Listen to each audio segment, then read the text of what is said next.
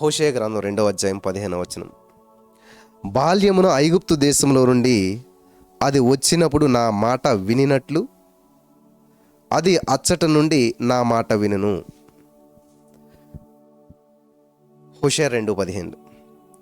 నా మాట వినును అనేటువంటిది షీ షల్ సింగ్ దేర్ అని ఇంగ్లీష్లో మనకుంది. అనగా ఆమె పాడును అని ఉన్నదన్నమాట. షీ షల్ సింగ్, ఆమె పాడును.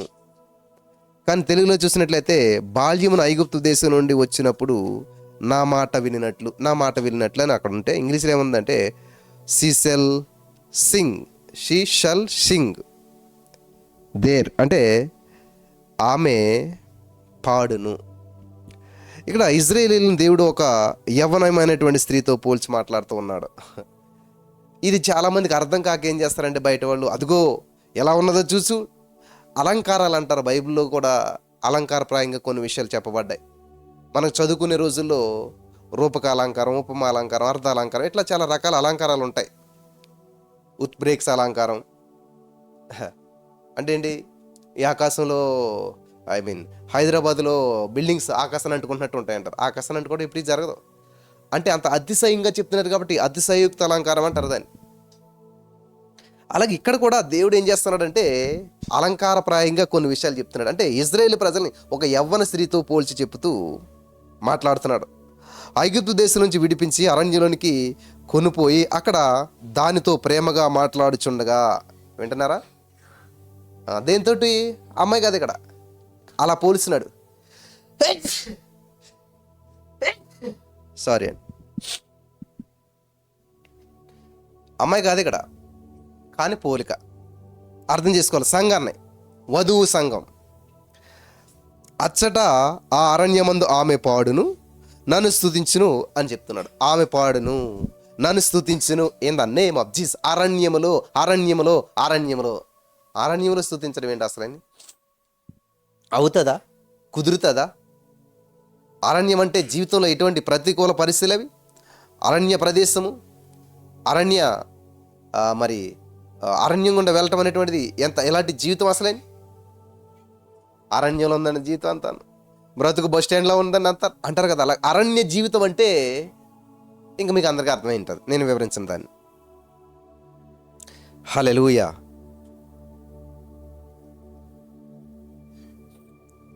ఆమె పాడటానికి కారణం దేవుడు ఆమెతో ఉండటమే. హల్లెలూయా.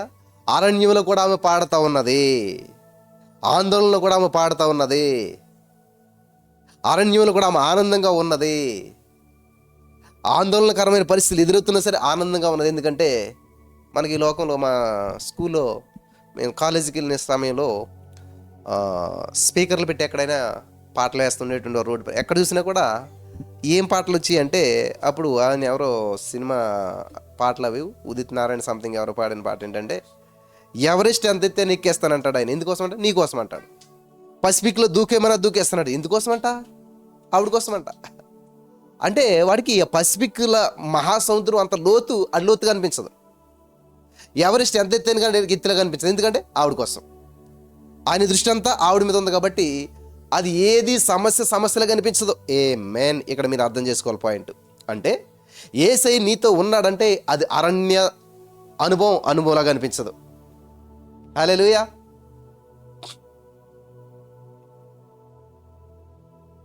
ఏదైనా సరే నీకు అది సమస్యలాగా అనిపించదు. నా జీవితంలో ఫస్ట్లో నాకు వచ్చిన కొద్ది జీతంలోనే దశమ భాగం తీయాలంటే చాలా కష్టం అనిపించింది. 2000 జీతంలో దశమ భాగం ఎంత? 200. 10% తీస్తాను. దేవుని మహాకృప ఉన్నట్టు ఇప్పుడు 20% తీసి వాళ్ళు ఉన్నారు. కోల్గేట్ గారు అయితే 90% తీసి కూడా అంట. ఆయన అంటే 10 రూపాయలు ఆయన వాడుకుని 90 రూపాయలు దేవుడికి ఇచ్చి కూడా అంట. వాళ్ళకి అది 90% కష్టంగా అనిపించదు. ఎలా ఉంటుంది తెలుసా? ఆనందంగా అనిపిస్తుంది. ఎందుకంటే సంతృప్తి ఉంటుంది, అందులోను సమృద్ధి ఉంటుంది. ఆ 10%లోనే వాళ్ళ జీవితం ఆనందంగా వెళ్ళిపోతుంటుంది, లోటు లేకుండా. ఆమేన్. ఇక్కడ దేవుడు నీతో ఉంటే ఆర్థిక సమస్యలు అవి సమస్యలాగా అనిపించవు. దాన్ని చేయించుకుని నువ్వు ముందుకెళ్తావు. అనారోగ్య సమస్యలు నీకు ఆటంకాలుగా అనిపించవు. హల్లెలూయా. ఆపగలిగాడు సైతాన్ గాడు? వచ్చాడు, గందరగోళం చేసిపోయాడు.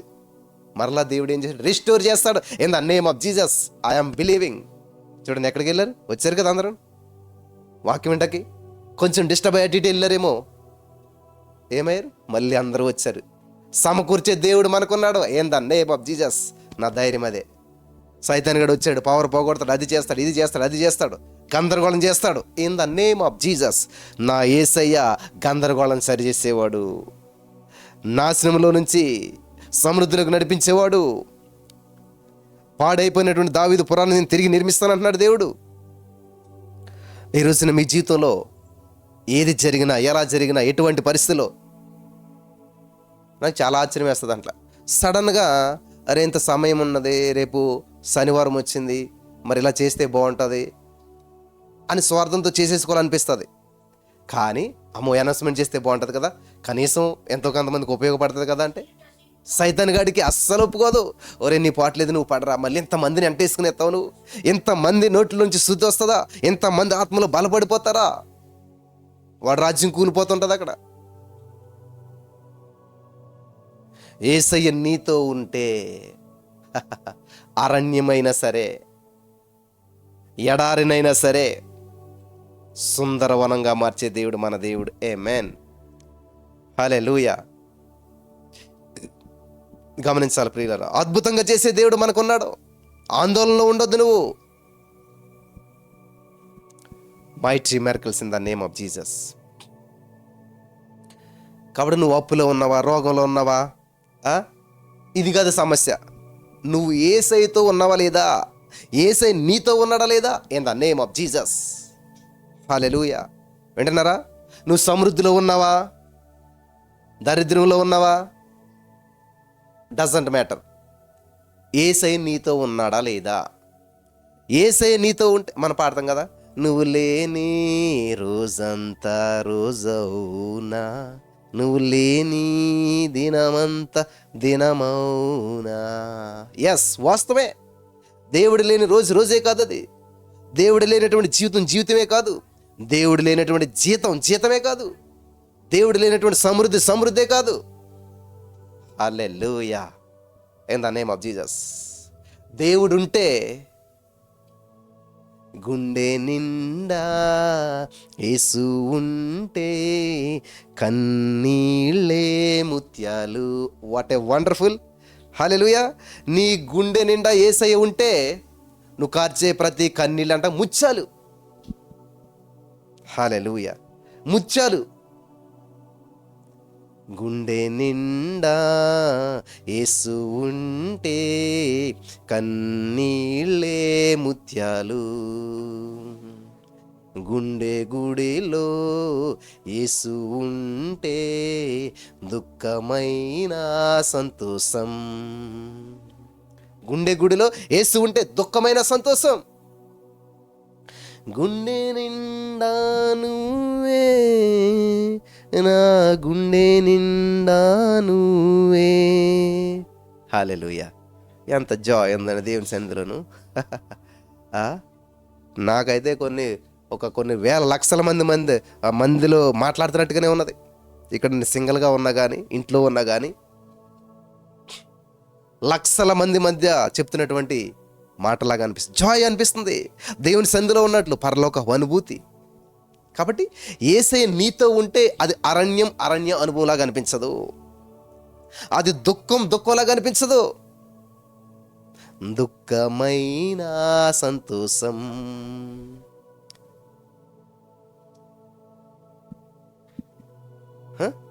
ఏంటంటే కన్నీళ్ళు ముత్యాలు. What a wonder.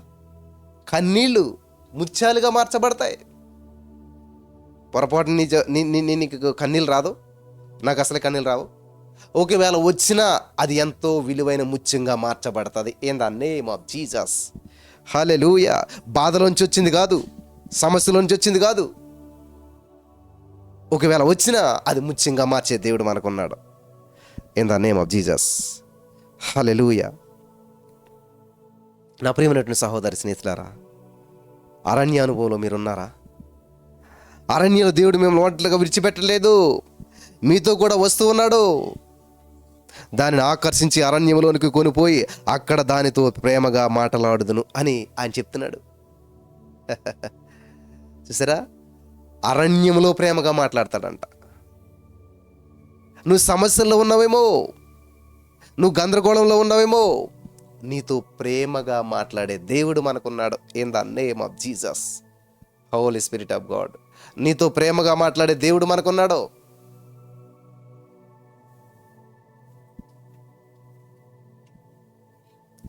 హల్లెలూయా. రుమేనియా దేశంలో ప్రియులారా, ఒక చెరసాల్లో చాలామంది ఖైదీలు బంధించబడ్డారంట. రుమేనియా దేశంలో చాలామంది ఖైదీలు బంధించబడ్డారు. ఆ ఖైదీలో ఒక ఖైదీ ప్రభు అంటే విపరీతమైన అపారమైనటువంటి ప్రేమ కలిగినటువంటి వాడు. హల్లెలూయా. అపరిమితమైనటువంటి ప్రేమ కలిగిన వ్యక్తిగా ఉన్నాడు. అదే జైల్లో ఒక వ్యక్తి ఏమో దేవుడు అంటే అపరిమితమైన ప్రేమ, మరొక వ్యక్తి ఏమో నాస్తికుడు, అసలు దేవుడే లేడంటాడు. అసలు దేవుడు లేడంటాడు. చూడండి, క్వైట్ ఆపోజిట్. చీకటి వెలుగు, నిజం అబద్ధం, సత్యం అసత్యంలాగా ఉంటే ఈ యొక్క నాస్తికుడు ఏం చేసేవాడు అంటే క్రైస్తవుని ఎప్పుడు ఎగతాళి చేసేవాడు, నిందించేవాడు, బాధించేవాడు, బాధ పెట్టేవాడు, ఎగతాళిగా మాట్లాడేవాడు. నువ్వేళప్పుడు యేసుక్రీస్తు ప్రభువుని గురించి పాడుతున్నావు, కొనియాడుచున్నావు. యేసు ప్రభువేమో పుట్టాడు, 33.5 సంవత్సరాలు బతికాడు, చనిపోయాడు, మట్టిలో కలిసిపోయాడు. నువ్వు ఆయన దేవుడు అంటావు, అసలు దేవుడే లేడంటేని. ఆయన పూజిస్తున్నావు, మహింపరుస్తున్నావు, పాటలు పాడుతున్నావు, అన్నీ చేస్తా ఉన్నావు.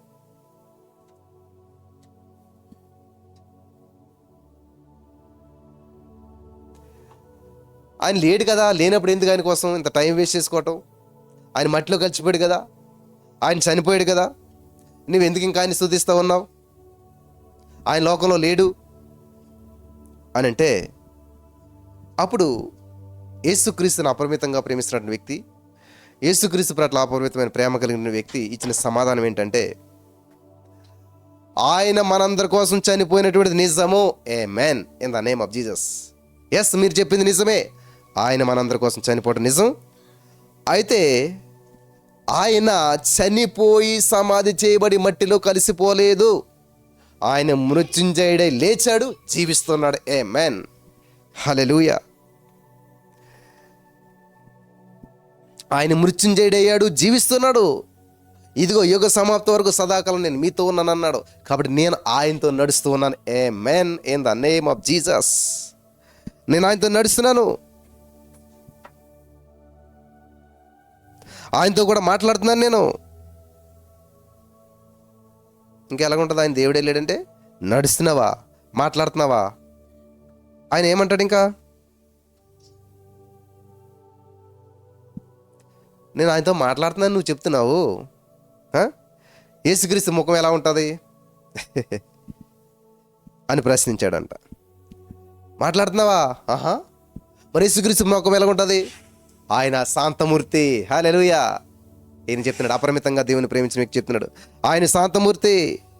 ఆయన ముఖం సాత్వికంగా చిరునవ్వుతో కూడా ఉంటుంది అని జవాబిచ్చాడంట ఈయన.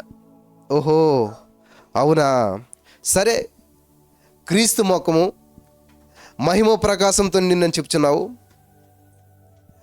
మరి క్రీస్తు ముఖం మహిమతో నింపబడి ఉంది, మహిమతో ప్రకాశిస్తుందని చెప్పావు కదా, ఆ మహిమని నీ ముఖం మీద చూపించగలుగుతావా అని అడిగాడంట. ఆ యేసుక్రీస్తులో ఉన్న మహిమ అంటున్నావే, ప్రకాశిస్తుంది అంటున్నావే, ఆ మహిమ నీ ముఖంలో చూపించగలుగుతావా అని అంటే, చెరసాల్లో బందీగా ఉన్నటువంటి క్రైస్తవుడు స్నానం చేసి ఎన్నో దినాలు అయిపోయింది కాబట్టి ముఖం అంత కలగలేదు. ఆయన కన్నులన్నీ గుంటలు పడిపోయి, సరైనటువంటి తిండి లేక చెంపలన్నీ ఎండిపోయి లోపలికి వెళ్ళిపోయాడు, ఇలాగైపోయినాయి. అయినప్పటికీ అతనే అన్నాడండి, ప్రభువా, నా ముఖమును ప్రకాశింపజేసినందుకు నీకు వందనాలు.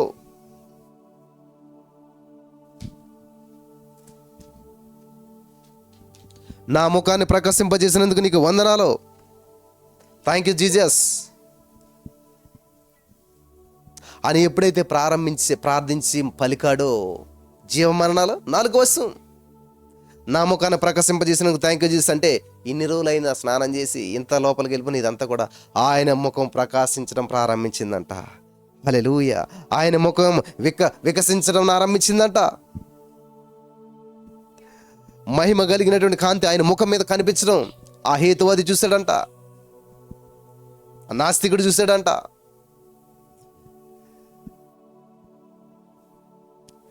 అక్కడ మనం గమనించినట్లయితే అర్థం చేసుకోలేనంత ఆనందం అక్కడున్న వారందరినీ కూడా నింపేసిందంట. హల్లెలూయా. ఈ యొక్క హేతువాది యేసుక్రీస్తు మహిమ ప్రకాశాన్ని, ప్రసన్నతను గ్రహించి నేను దేవుని మహిమను చూస్తున్నాను అన్నాడంట. చూసారా, నేను దేవుని మహిమను చూస్తున్నాను. చూపించన్నాడు కదా, చూశాడంట. ఆ దినమే ఆ హేతువాది తన జీవితాన్ని యేసుప్రభువు వారికి సమర్పించుకున్నాడు. In the name of Jesus. ఆ దినమే ఆ హేతువాది ఆ యేసుక్రీస్తు ప్రభువుని సొంత రక్షణగా అంగీకరించేశాడు, మహిమను చూశాడు. చాలామంది క్రైస్తవులు శ్రమలు ఎదుర్కొన్నప్పుడు ముఖం చిన్నబుచ్చుకుంటారు, చిరాకుతో నింపబడతారు, బంధకాలతో నింపబడతారు. వారి జీవితం అంతా మాడిపోతుంది, సనుక్కుంటారు. అటువంటి సమయాల్లో దేవుని హస్తం పట్టుకోండి ప్రియులారా, దేవునికి దగ్గర ఉన్న ప్రియులారా. ఆయన లోతైన ప్రేమను ధ్యానించండి. కష్టాలు, సమస్యలు, ఇబ్బందులు సొమ్మసిల్లిపోవద్దు. నీ జేబులో ధనం లేకపోయినా పర్లేదు కానీ నీ అంతరంగంలో సంతోషాన్ని ఉండనియండి. నీ జేబులో ధనం లేకపోయినా కానీ నీ అంతరంగంలో సంతోషం ఉండాలి, సమాధానం ఉండాలి, ధైర్యం ఉండాలి. హల్లెలూయా. Thank you Jesus, thank you Jesus. ఎందుకనంటే సామెతల 17:22లో సంతోషం గల మనసు ఆరోగ్య కారణము. ఏంటంటే సంతోషం గల మనసు ఆరోగ్య కారణం. నెహెమీయా 8:10లో యెహోవా యందు ఆనందించడం వలన మీకు బలము పొందెదరు. యెహోవా యందు ఆనందించడం వలన మీరు బలం పొందుతారు. యెహోవా యందు ఆనందించడం వలన మీరు బలం పొందుతారు. ఏంటో బ్రదర్, బలహీనంగా ఉంది, అయితే యెహోవా యందు ఆనందించండి. యెహోవా యందు ఆనందించే వారు బలం పొందుకుంటారు. Mighty miracles in the name of Jesus. బలం పొందుకుంటాం, మనం బలపరచబడతాం. In the name of Jesus, Holy Spirit of God. బలపరచబడగలుగుతాం, మనం బలం పొందుకుంటాం. Holy Spirit of God, thank you Jesus. మనం బలం పొందుకుంటాం, బలపరచబడతాం, బలంగా ఉంటాం. కాబట్టి ఈ రోజున ఈ మాటలు వింటున్న ప్రియమైనటువంటి సహోదరి, స్నేహితులారా, దేవుని స్తుతించే విషయంలో సిగ్గుపడద్దు. అరణ్యంలో కూడా, ఆందోళనలో కూడా దేవుని స్తుతించేవారుగా ఉందాం. పరిశుద్ధాత్మ దేవుడు మీకు అటువంటి భాగ్యం అనుగ్రహించును గాక. ఆమేన్.